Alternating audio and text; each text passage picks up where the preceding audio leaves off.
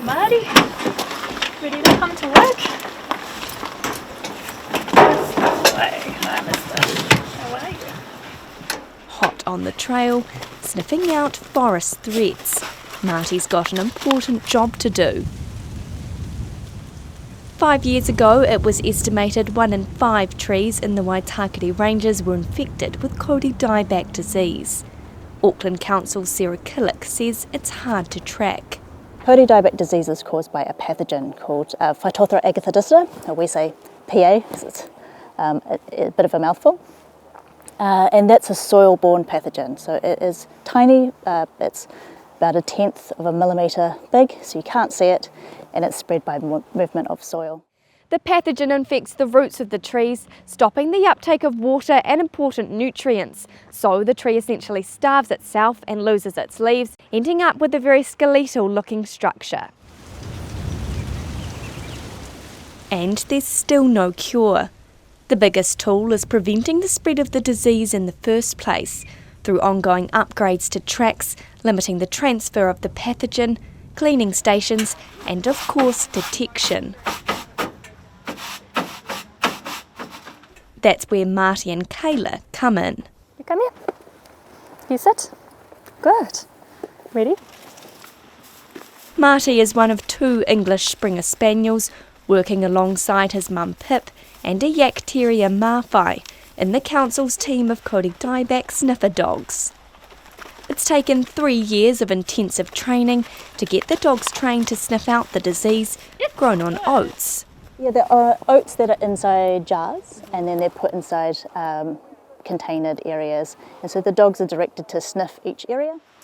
Sarah says the dogs have a huge advantage over lab testing because they can scan a wide area quickly. Lab testing can take weeks, or does take weeks to get those results back. And for a place like a forest, that's fine, that's not necessarily going anywhere. But at places like the ports, where we might have construction vehicles coming in, they are not going to be able to wait weeks each time for those tests to come back.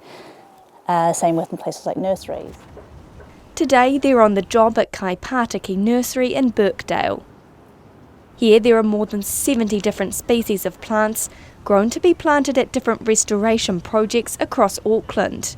Marty sniffs the plants, ensuring they are safe to be sold, especially vital if they're heading to areas like Waiheke or the Hauraki Gulf, which are free of kauri dieback. I'm down this way.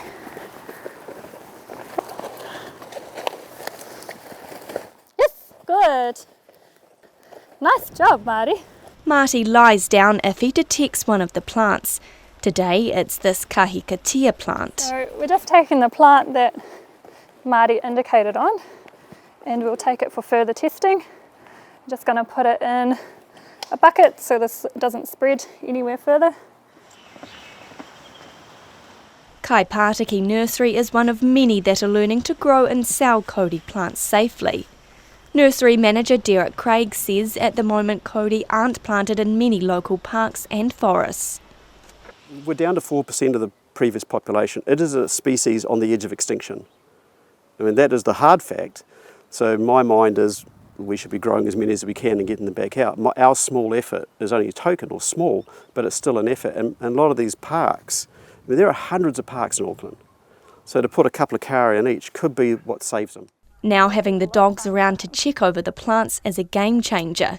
But he admits it's taking some getting used to. Well, leapy, happy dog on top of my other plants was a bit nerve-wracking. Yeah, it's just something we'd have to work with. Kayla Wrench is Marty's handler. The pair have been living and working together for a year now.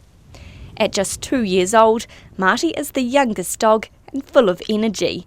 Kayla says he's come a long way. It's taken a wee while to get him used to doing that, because obviously the world is a big and exciting place, but he's getting really accurate, and as he's gotten older he's a lot more confident. Yeah, pretty exciting. Because he's still young, more mundane searches of vehicles are less exciting than a nursery, so today is a real treat. And work is a lot of fun for him. Time at home is much quieter to give Marty time to recuperate for his day job.